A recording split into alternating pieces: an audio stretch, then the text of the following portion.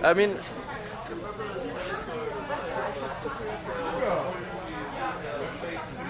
yeah, to me it looks totally okay. center and one side, okay?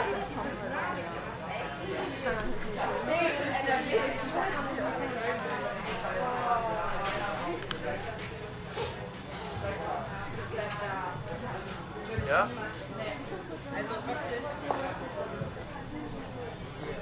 Stay here.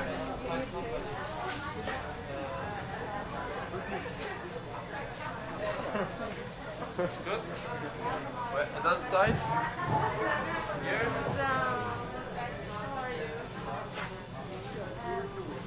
Good. Another side.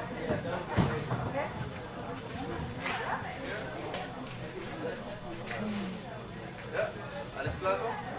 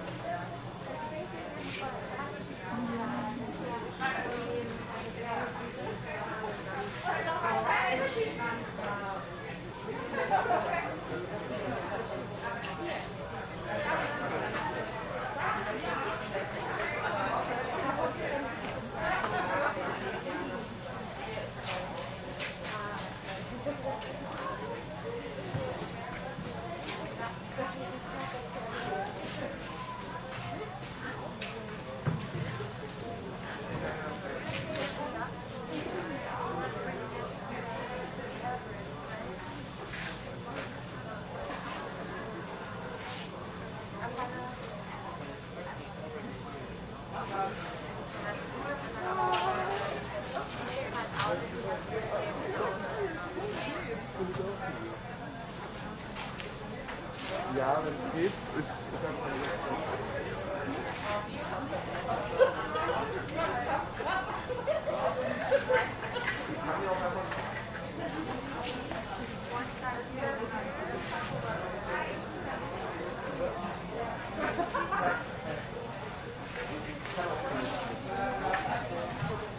nee, nee, alles gut.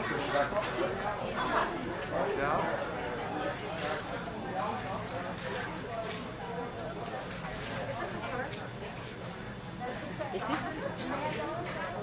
Ich gehe mal gucken.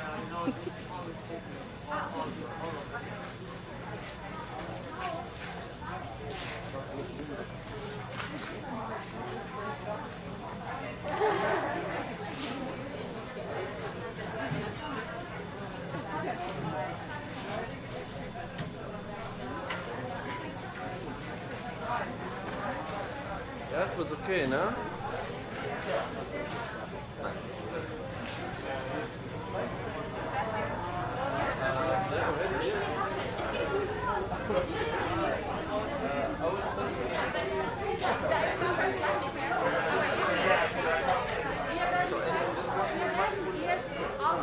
So I'll check now.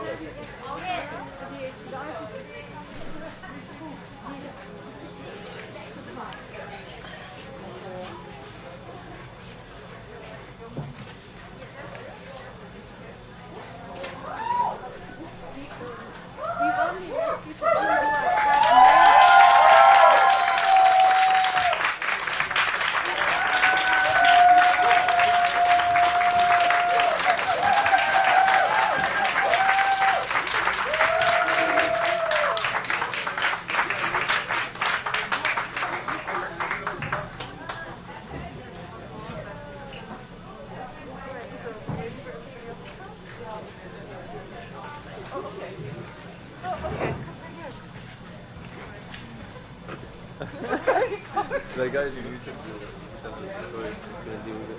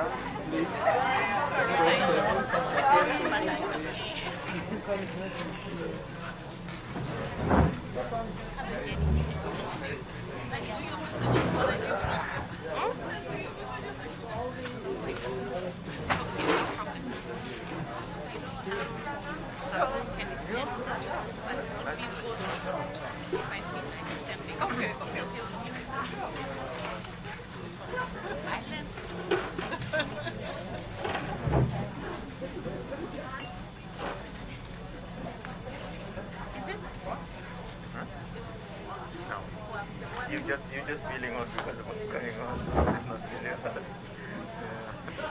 Not really hard.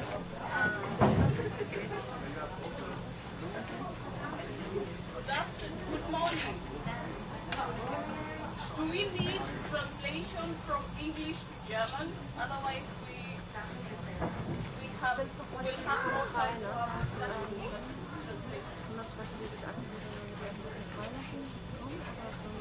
Everybody is okay with English?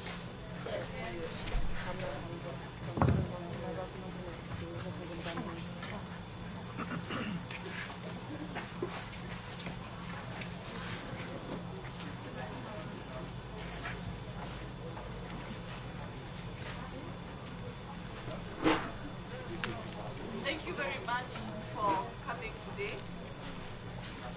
We are very honored to be in the presence of Angela Davis.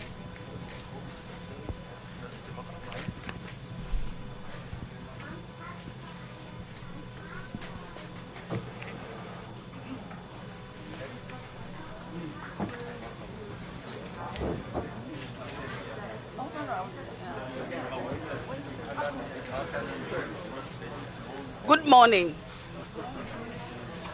Today is the 6th of October, the day that the march arrived here in Oranienplatz.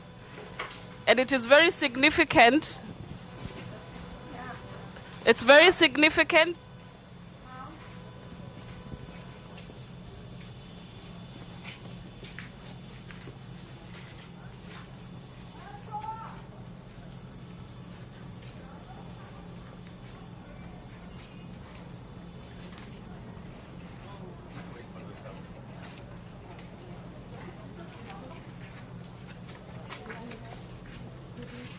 Can we keep everyone there? Hello, hello. It's all good? Okay. Today is the 6th of October, 2022, 10 years after the march arrived in Berlin, this very same date. And we are very honored to be in the presence of Angela Davis, who is a symbol of resilience for us.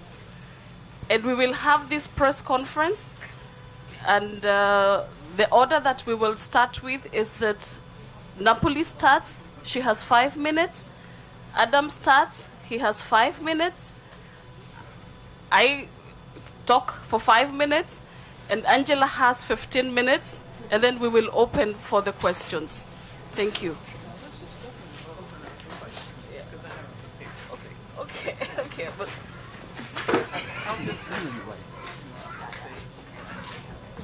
Kann man auch sagen, kann man das sprechen?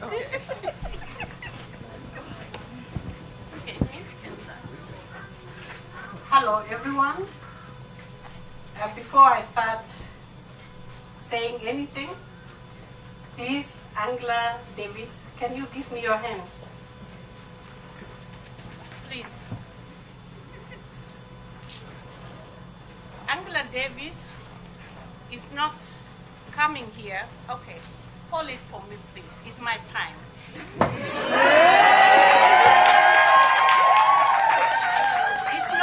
It's not here for nothing. It's here to send us the message. We are the past, present, and future. Now I stand. Marginalized people around the world, refugees, are crying since slavery time. Their tears are flowing like a waterfall. That's why we are here today. You can't block refugees by putting borders or externalize the borders. You stop refugees by stopping the war, guns down. That's how you can stop refugees and stop putting the hands in their countries. Let them focus the way they are, in their own ways.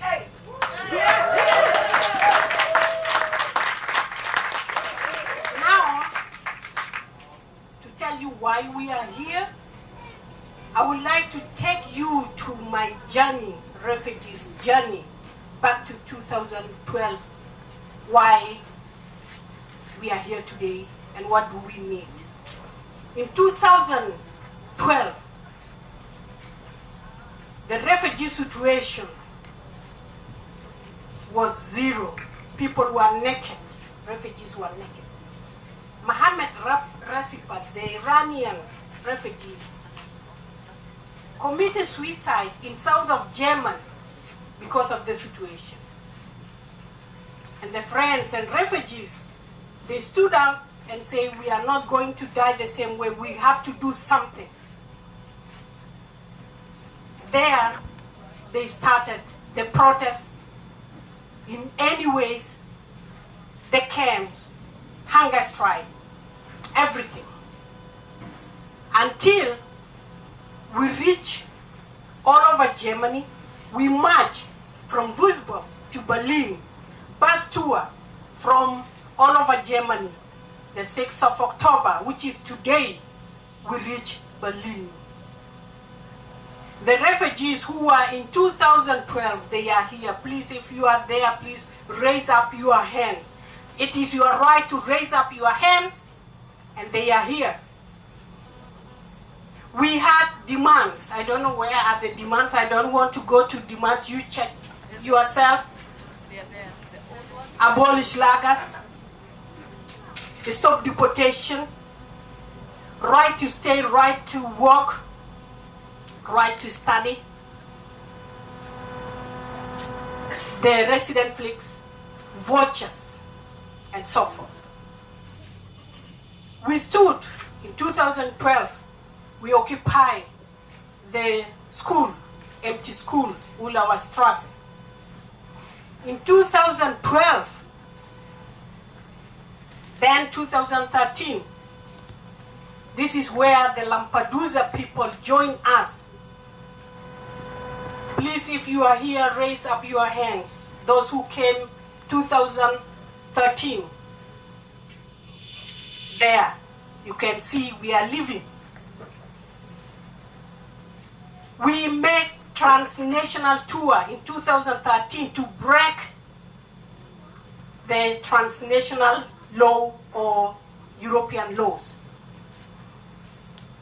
2014, this is where the first time we resist the eviction from the Green Party.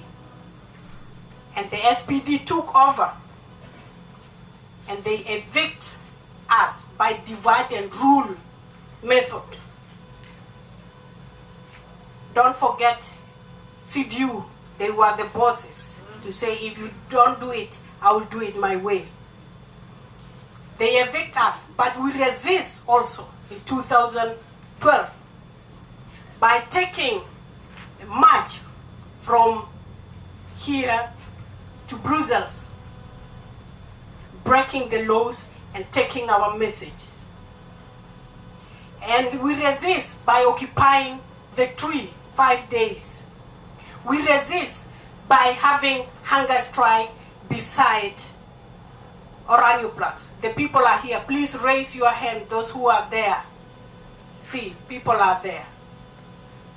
We resist occupation, eviction of the Ulawa Strasse, the school. People went to the roof 9 days. 2015, Syrian war broke. But not only Syrians. The majority was Syrian because for me also it's political because they have interest. There were people from Afghanistan, people from other countries. We were in solidarity with these people. 2016, we went to Idomeni, Greece, for the solidarity of our fellows. In 2017, we had transnational tour again, third transnational tour. In 2000, we had coronavirus, right? 2000 what? Tell me, yes. We had coronavirus. And the same time coronavirus, there were people who were having deportation. They don't mind corona. But we were with Zoom because Sudanese were threatened that time for deportation. We have to fight through the Zoom. 2021, Afghanistan broke. We were in solidarity. The tree beside us also were in solidarity. And the least thing, the paper from Oranienplatz, having the right to do our activities here, was taken also at the same time of war. We have to resist to bring the paper back, to have our right to resist here in Oranienplatz, because Oranienplatz is the what? The resistant place for refugees all over.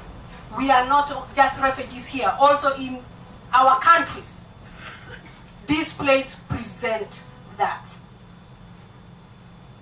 Now, 2022, what happened? Ukrainian war broke, refugees are still here with us. Now you can see, please, refugees from 2022, if you are there, please raise up your hand. Okay, they are outside there. These are the situation. We are not here for fun. Maybe you, I say you, the media, you are here because of Angela Davis. Let me tell you the truth. They are not here because of refugee situation. Angela Davis was that person.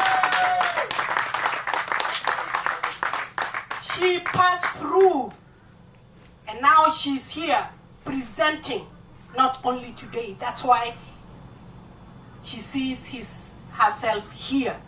You are looking for her, she's looking for the problem. Why don't you be her? Yes. I raise my case for now.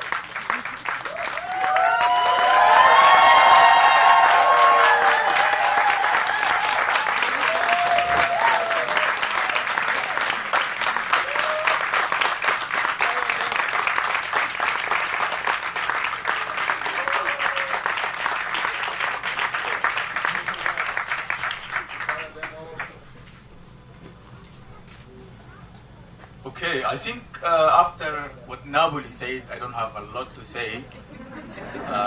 She summarized the whole starting of the movement until now and brought the point clear. But what I would like to say is that it's really important to consider the movement of the refugees in Oranienplatz or somewhere else was the idea to break the isolation. Because the system of the lager, who is people demand to abolish, is pushing the people to put them somewhere without the access to the rest of the society and make the people invisible. And that's why the people try to break this and come to Oranienplatz. And Oranienplatz is not just the place where you resist, it's also the place where you're to be visible. And this is really important if we are also looking to the history where we see Angela Davis with us now also, we see how is also people in United States struggle to be visible. That it is somehow is the same protest who is demanding visibility and to be part of the society. The second thing, I think it is really important also to consider that the colonial idea of the government here in Berlin, Kreuzberg, 2012 until 2015, they use again the colonial idea of dividing and ruling the people. We had 2012, we had this march and we come here and we have the place. 2014 is having this catastrophe in Lampedusa, and we welcome the people from Lampedusa here. And the people of Lampedusa, they don't facing deportation. Only if they face deportation, they will face deportation to Italy, and then they can come back. They don't push to stay in Laga, but they can stay in the street or somewhere else, and so on. And then they use this idea to say, dividing the people, to say we cannot abolish Laga, we cannot stop deportation, but we can give access to work and to study, and that's why they divide the people, and somehow they success to evict the place. But if you see now, and what Napuli already say, the people is there. Like we are 2012 here fighting for right to stay here. We are here. Like we say that for a long time ago, we are here to stay. And after 2 years, we show again we are here. Other important point, I will finish with it. I think it's really important also to consider how Germany now, the politician in Germany talks the last time about they are learning from the history of what is happening 2012 or 2015 after Syrian come, and that's why they are doing better now with the refugees of Ukraine. But I think that's not the case because for me it's clear that there's still also in this case of Ukrainian people, the problem of racism is clear. There's still the black people who is what in Ukraine, they don't get the same rights they have just because they are not citizens of Ukraine. That's why I don't believe about this, and also this law also 2012 we are fighting for right to stay here, for abolishing Laga and stop deportation. That things you see in that time they say it's difficult, they cannot do it, but now they just make the coin around and do it easily. That means there is no political will to change in that time. But now, if the people is white and blonde, the idea to have the will of changing is there. That's why we say it's more about racism and how the racism is structured in the system, more than to say it is about refugees, asylum, history or something else. It's about racism, and that's why we have all to stand against racism.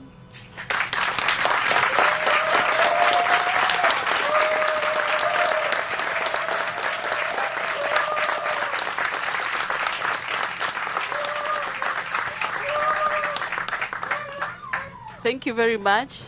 I will just add just 2 points on this talk of Napuli and Adam, because what we were resisting, which is still there, is the colonial asylum system, because people are placed in colonial camps that were used during the Second World War and during the Nazi era. And the most disturbing thing is that we were in Oranienplatz, all coming from Africa, because this place was full of Africans, and we could not even communicate. That's when it hits the second aspect of colonialism was with us, because we were only speaking the colonial languages. So the continuation of colonialism was so eminent, and it is still very prominent in this whole process. Us, as an international women's space, we were in Oranienplatz, and then we went with the occupation of the school where we occupied during the occupation and started the women's space, because we found the necessity of organizing a women's space just to address the issues that affected us as women. And we also were very aware of an asylum system which was not providing the right information for women during the asylum. And we started to organize workshops and German classes. We started to organize as a feminist front inside a movement that was so necessary, because we also were able to address the issues of sexism, misogyny, patriarchal, even within the movement itself. And for us, we have continued to work, even though the movement was evicted. Each and every person that is here is representing a movement. There is a We Are Born Free radio that is very important for our communication.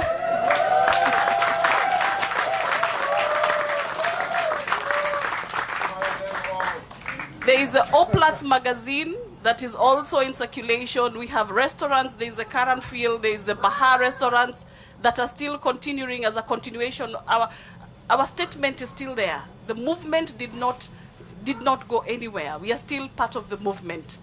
And last, I'm seeing a yellow card there. I lost my points, but I will come back to that. The movement is still here.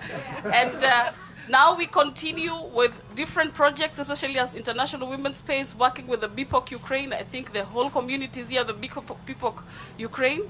Also as a project with other organizations that we have Initiative Schwarz Doce, Each One Teach One, that we have come together to do projects to support our community that has faced racism since the Ukrainian war.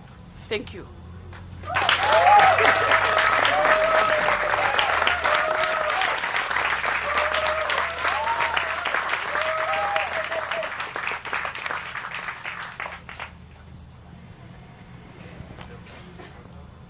Yes. Good morning, everyone. Good morning.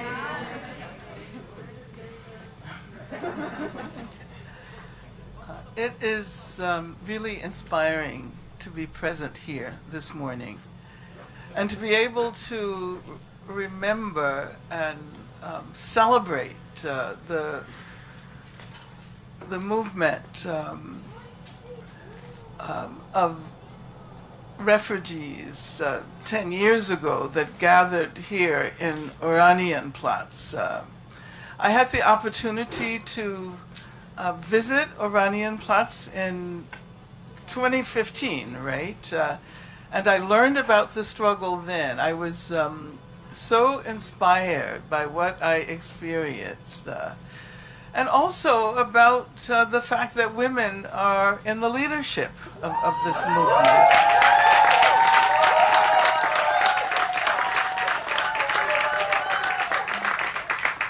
That when I received the invitation to return and participate in this series of events, I canceled everything else that I had. And I came here, not so much because I, as an individual, have a great deal to offer. I came here to offer, whatever support I can on behalf of people struggling in the U.S. And particularly the immigrant movement and the movement against racism, the Black Lives Matter movement. But most of all, I think I came here to be inspired. Because when I came in 2015, I was reminded that I said that the refugee and migrant movement is the movement of the 21st century. It is a movement that struggles for a better future, not only for refugees and migrants, but for everyone. And not only for every human being that inhabits this planet, but also for our non-human co-inhabitants of the earth. And so I cannot think of any place I would rather be at this moment. And in many ways, this is the center of the world. Because what is happening here represents what needs to happen everywhere on this planet. I said that I wasn't going to give an opening statement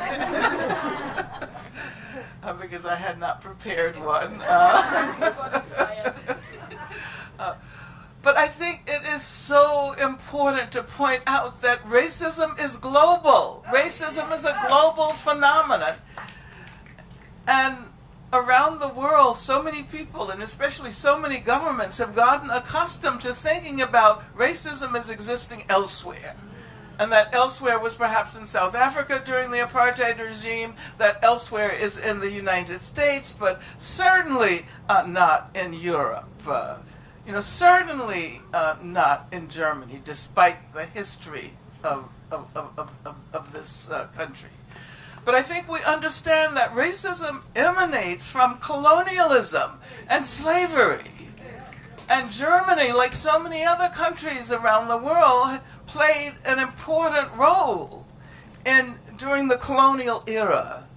And we are living the afterlives of colonialism and slavery.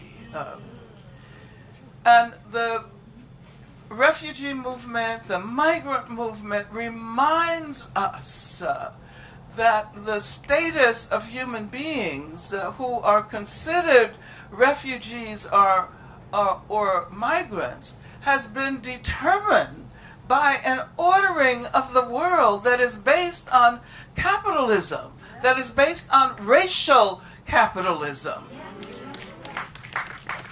And therefore, it's our responsibility, wherever we are, to break down these systems and these structures, to point out that more habitable futures are not only imaginable, but they can be attained. And And movements all over the world are involved in the effort to break down the structures of racism, to break down the structures of patriarchy and homophobia and ableism, and which are all certainly related to the continued existence of racial capitalism in the world. So I would like to thank the International Women's Space for inviting me. I feel so honored to be here, to be present, and to be able to absorb some of the energy of this struggle so that I can help to transfer it to the U.S. and to other places around the world. Thank you so much.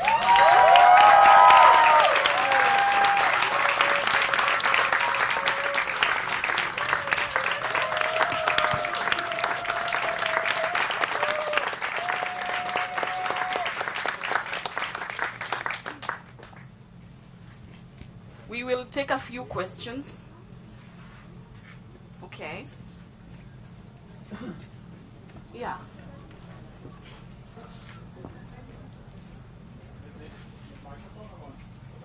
Are you loud enough for everybody here? I think they're very loud.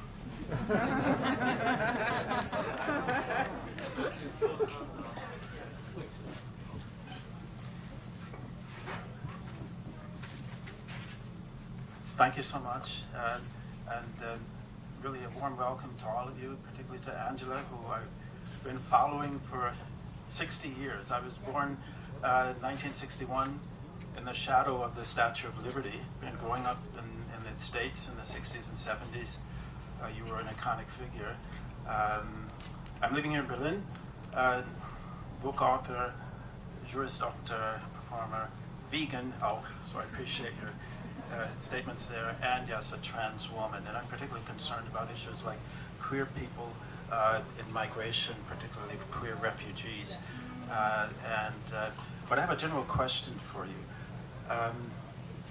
One of your many wonderful quotes found its way into my new book, Race Relations, and that is, freedom is a constant struggle. Freedom is a constant struggle. How do you feel looking back and seeing the things I saw in the 60s, the rights which were through blood, sweat, and tears, which were achieved on the streets, in academia, civil rights, women's rights, Stonewall, gay rights, so forth and so on. And over the course of 50, 60 years, and then suddenly on the heels of a black US president leaving office, a fascist comes in with a couple of tweets and a couple of signatures. He throws everything back more than a half of a century. When you say freedom is a constant struggle, does that anticipate always having to start from scratch again, starting by zero? And does it also anticipate things even getting worse? For example, we're seeing in the US how Haitian and Hispanic immigrants are pitted against each other. We're seeing here in Europe and Germany how white Ukrainians and black refugees from Ukraine are pitted against each other. Is it sometimes easy to be pessimistic? Thank you. Thank you for your question. Please make it short, that we can take as many questions as possible. Who else has a question?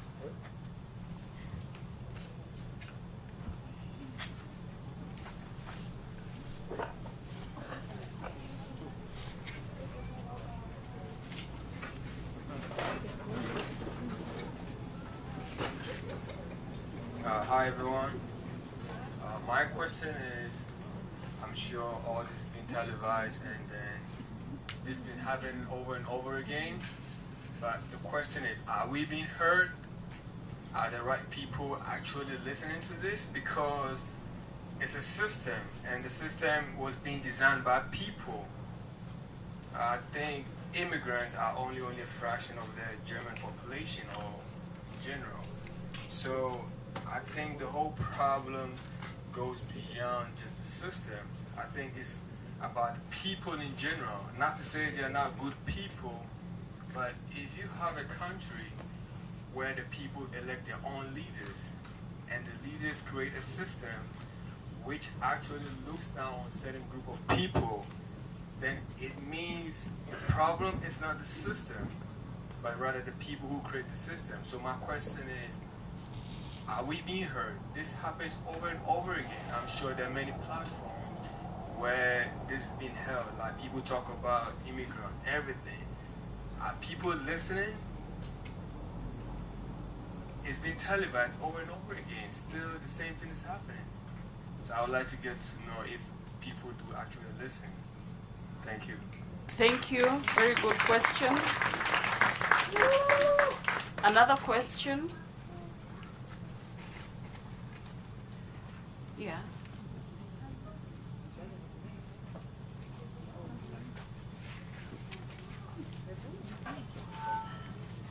Hello to everybody. My name is Shaheen. I'm coming actually from Iran. And I came to this country as a refugee during the 80s. During the 80s was a little bit different.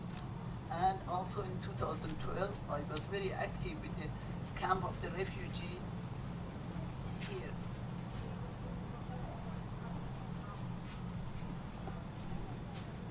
Now it's good? Okay.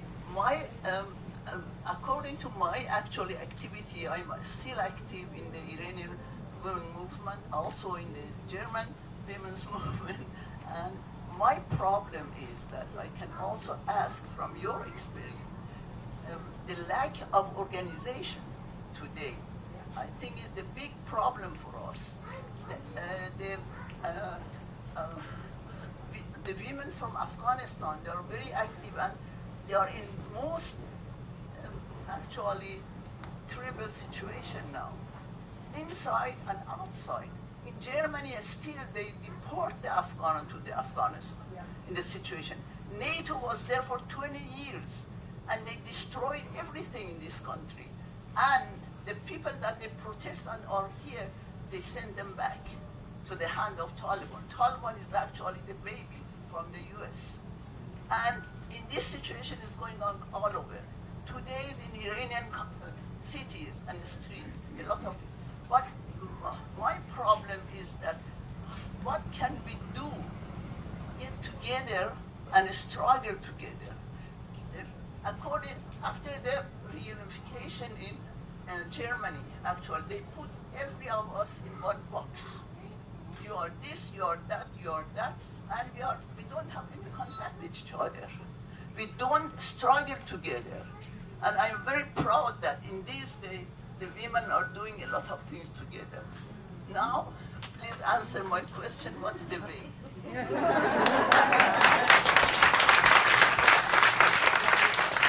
Take the last one and then we'll summarize. Otherwise,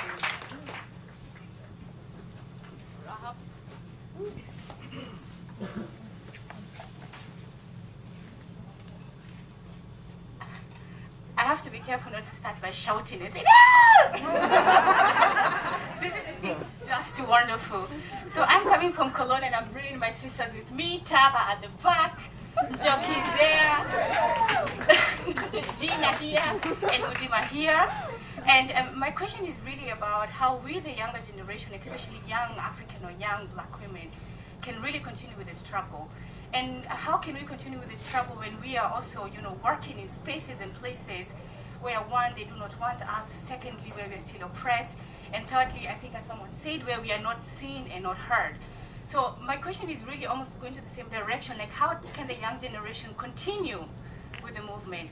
And how can we really bring change, and not only change from a personal level, but also from an institutional level, because I think we do have the privileges now of entering into spaces that were not possible for us or for many refugees who came into Germany. So really the question of how do we, as a younger generation, continue with that form of resistance and call it out when we see it, when it's racism.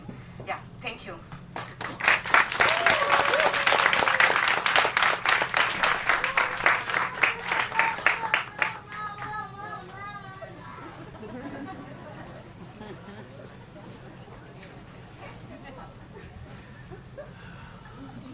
Well, those are all really important and huge questions. And so I will attempt to address them, but I can't even begin to answer all of them sufficiently.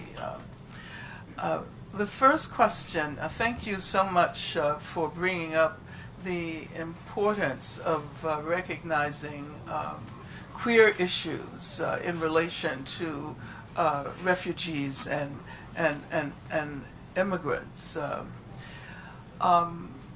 And your question, why do you always seem to have to start over? I think the very fact that we are speaking widely and broadly about queer, trans issues today is an indication that we're not really starting over. And I think that sometimes it feels as if we have been doing the same thing for decades and centuries. And in some respects, of course we have. You pointed out that I wrote a book that I entitled Freedom is a Constant Struggle, from an old freedom song. And that song goes, freedom is a constant struggle. We've struggled so long, we must be free. Freedom is a constant moaning. We've moaned so long, we must be free. Freedom is a constant dying. We've died so long, we must be free. And of course, there's a kind of irony there that after all of the moaning and all of the crying and all of the sorrow and all of the struggles, we are still not free. But what we have done, and we need to be very proud of this, is to change the terrain on which the battle of freedom is being fought. And at the same time, we've come to acknowledge how much more complicated this quest for freedom is. That we can't simply, if we're talking about struggles against racism, we can't simply talk about freedom for the black man, which is what I learned to do when I was young. And I've said so many times, it's so ironic that most of the activists were black women, and we were out there saying freedom for the black man, and we had no idea that we weren't even talking about ourselves.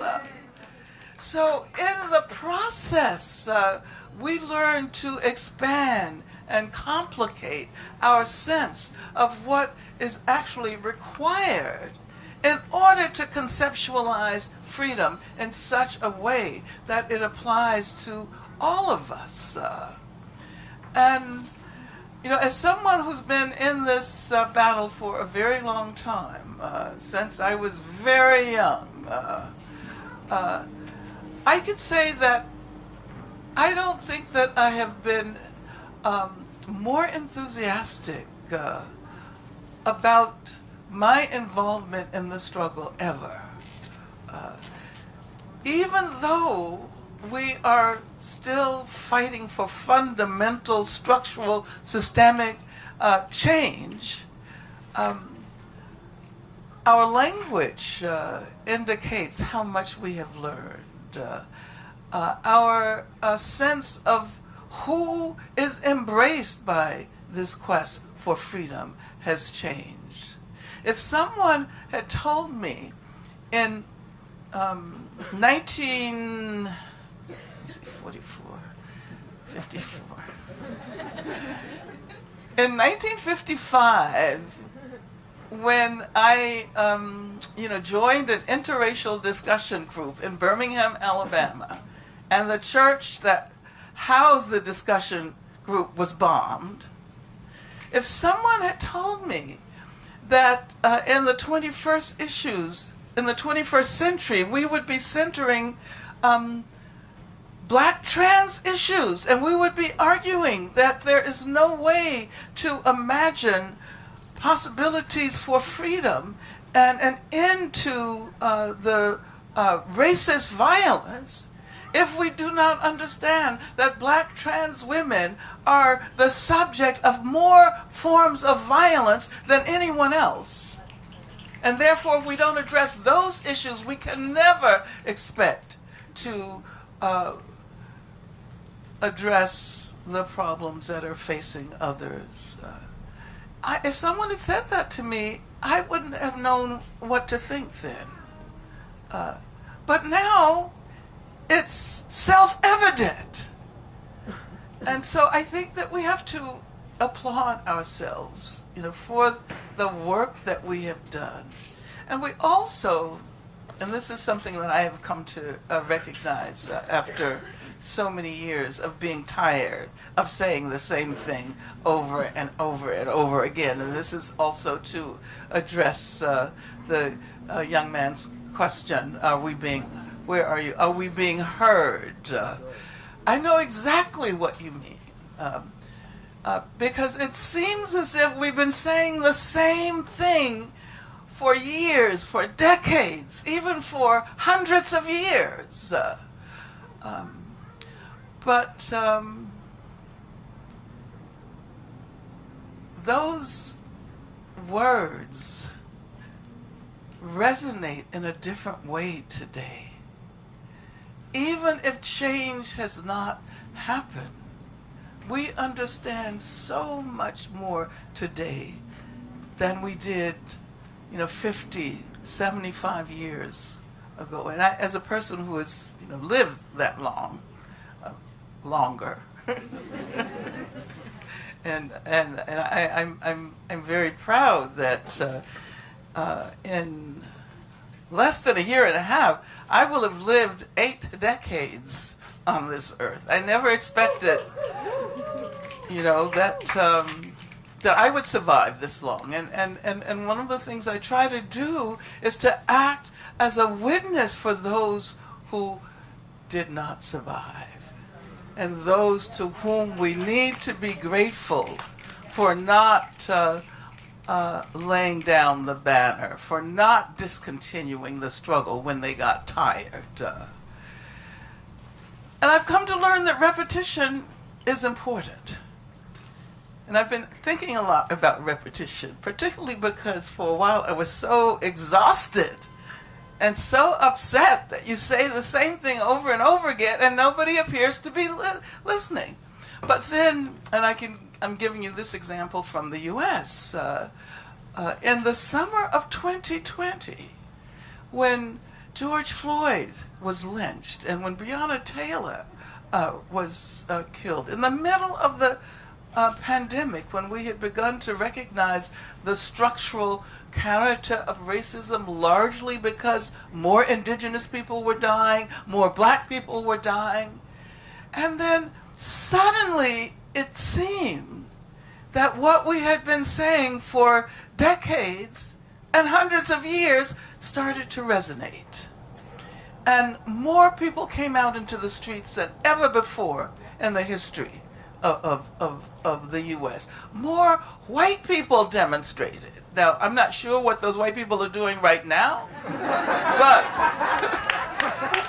but they did come out on the streets when it was important to demonstrate that we understood that racism was structural and that it was connected to slavery and connected to colonialism. And we had to begin to engage in a process of reorganizing the way we think about struggles for equality and justice.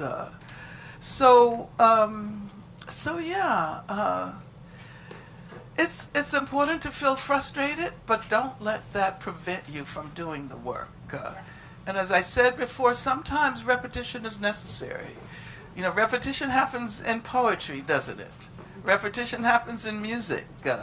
And so I think we have to see repetition as an important way of getting the message across, even if that repetition has to span generations.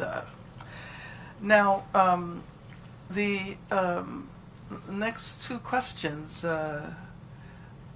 thank you so much for talking about the importance of women's movements, and as we think about what's happening in Iran today, I was in Germany when I first became involved in the Iranian solidarity movement. When some people may remember a student by the name of Bina Onisar who was killed as a result of the demonstrations against the Shah here. And now we see Masa Amini sparking by unfortunately giving her life for putatively refusing to wear the hijab in the proper manner according to the morality police. And that's another example of the ways in which women are giving leadership and are sparking struggles that will help to change the world, not only for people who identify as women or non-binary, but for everyone. And of course, it has been pointed out that while we embrace the refugees from the war in Ukraine, we also have to recognize the extent to which racism determines, who gets help and who doesn't, who is recognized and who is not.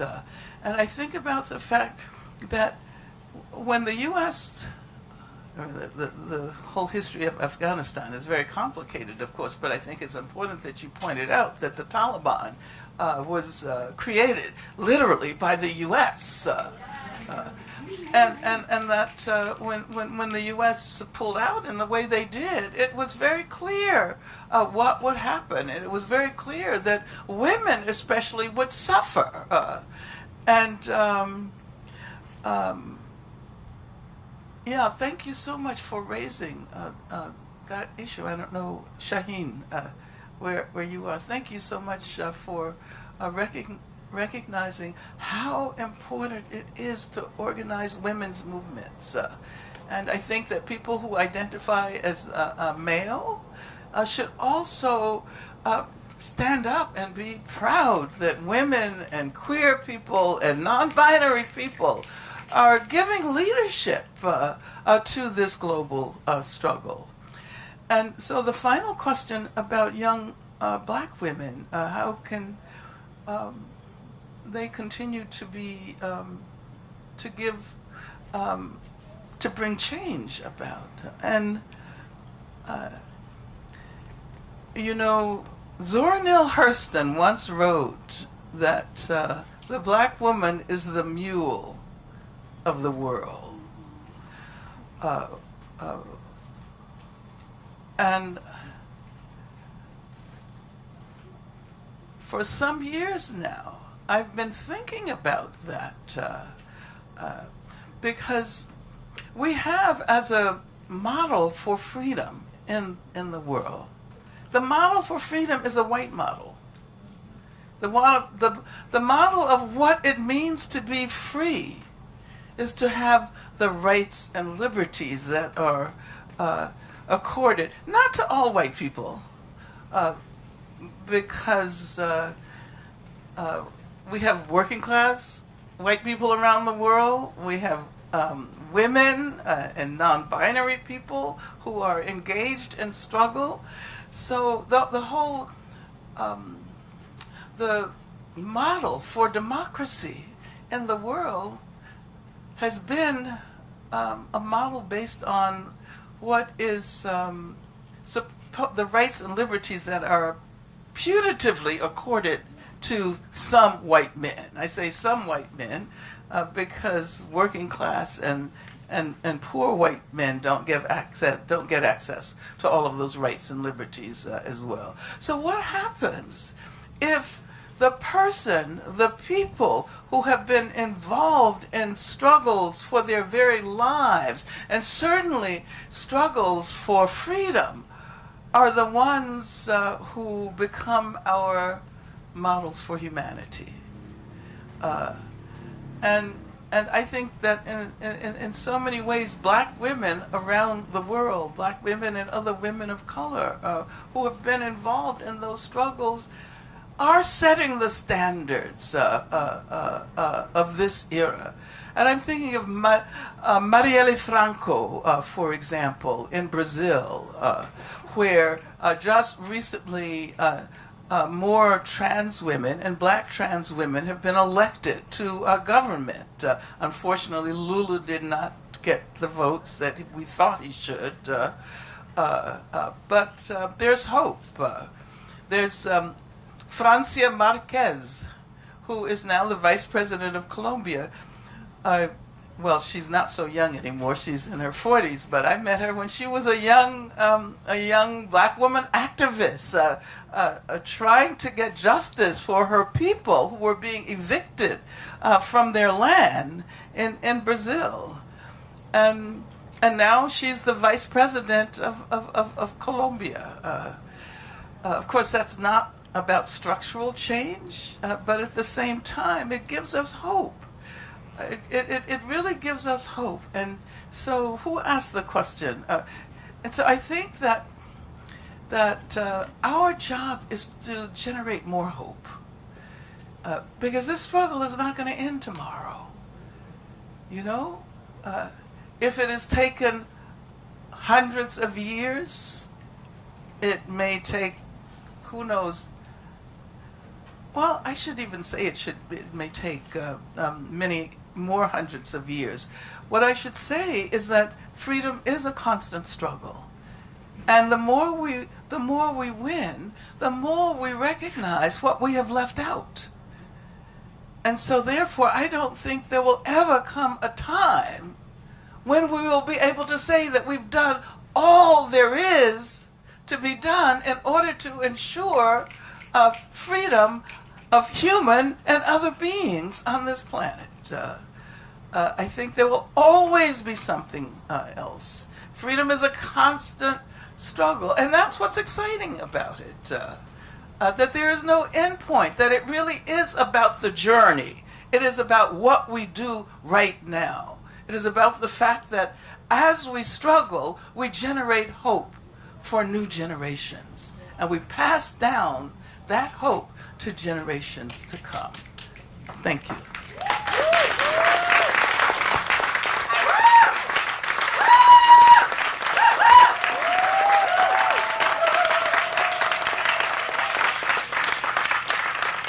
I take it from there.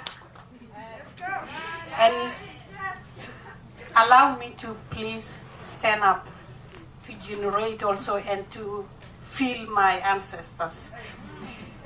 And before I say something, the generation, we have generation here. And now, please, there is a letter from, our generation also.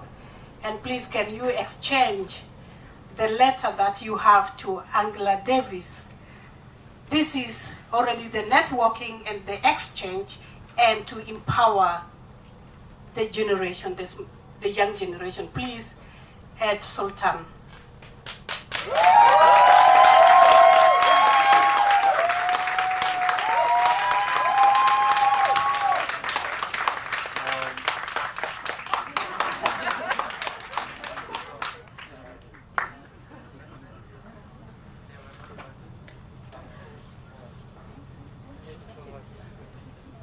Now Sultan is the generation.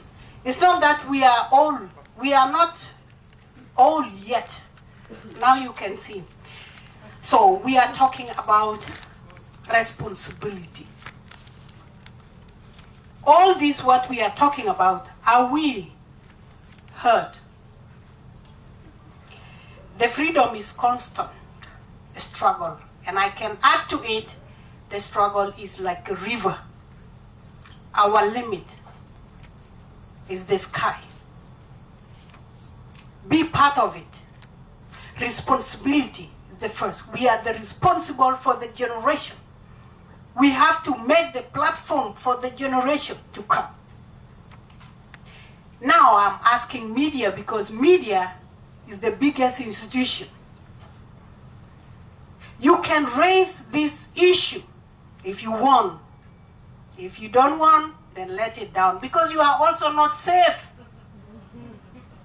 That is responsibility given to you. Do the right thing. And you, the European, where is your responsibility? The question asked. Now I also question you, is your government listening to you? Because you are the government. For me, you are voting. I said it yesterday. You are voting for your government to have power to do what you're supposed to receive. And if you are giving them power and they pressure the refugees or the people who are pressured in the world, marginalized people in the world, then you are part of it, contributing to our pressure. You are part of it, contributing for me to be here. My country, Sudan, is divided into two. It's very sad. It's because of your government, the Western world. This is my brother. I split it from my brother. Is this time to split ourselves or to unite ourselves? So you have the big responsibility. Oranienplatz is started and is still here. Where are you?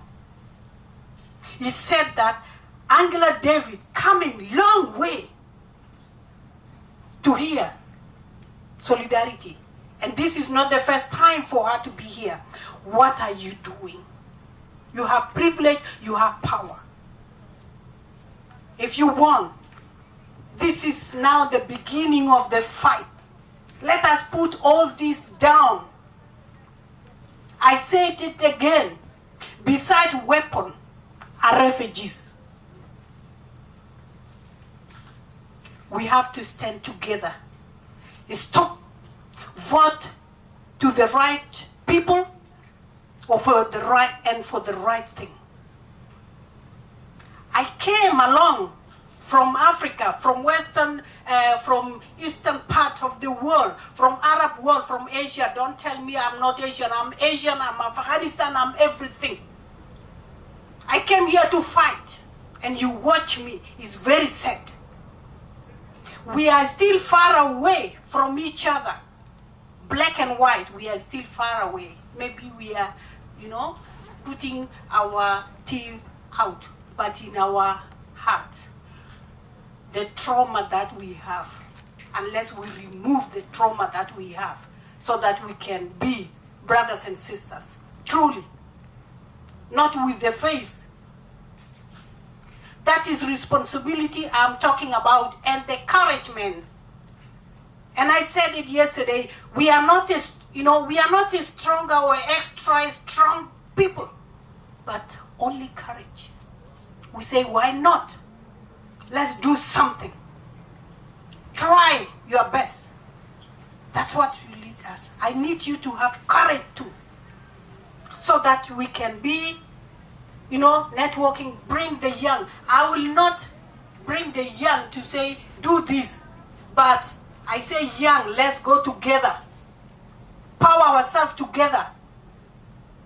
See how I know it's time, but it's also my time. Let us train people to fish. Train them to fish, not to give fish. That is your responsibility. German people, I'm also German, German people, the Western world, responsibility is yours, and do it today, not tomorrow. Do it today. Now is the movement continues. I love you all.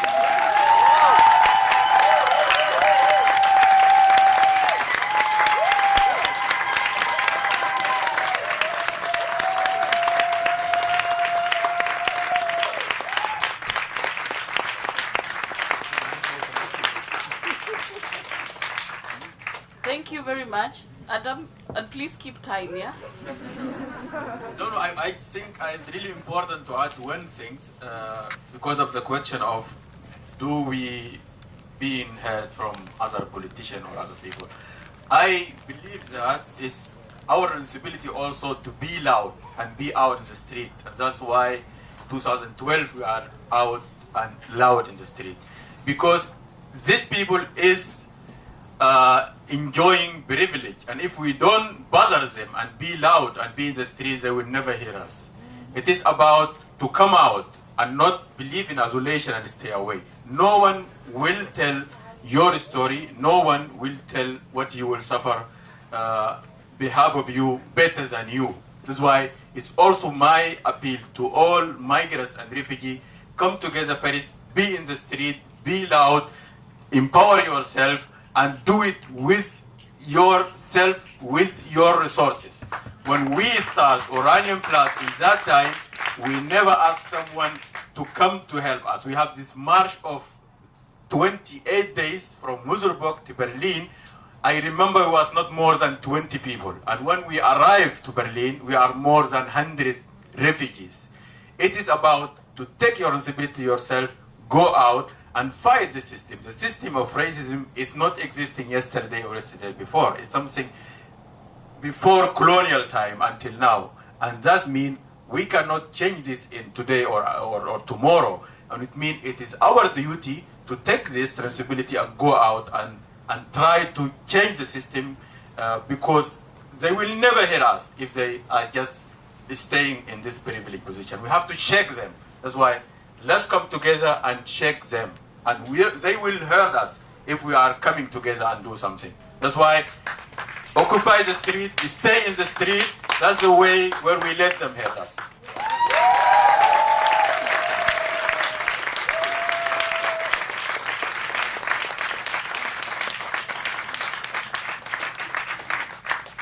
Thank you very much.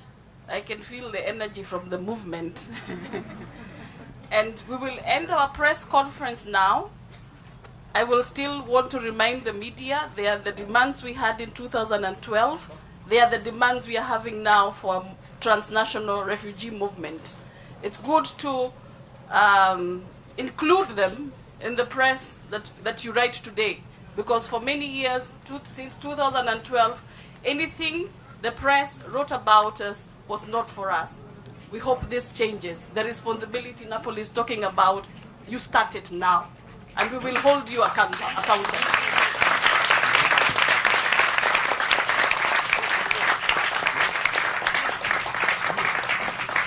Thank you so much for being here. We have a program. There is a small meeting that is going to happen. Please start walking to the venue. We have Angela Davis again today at 6 o'clock.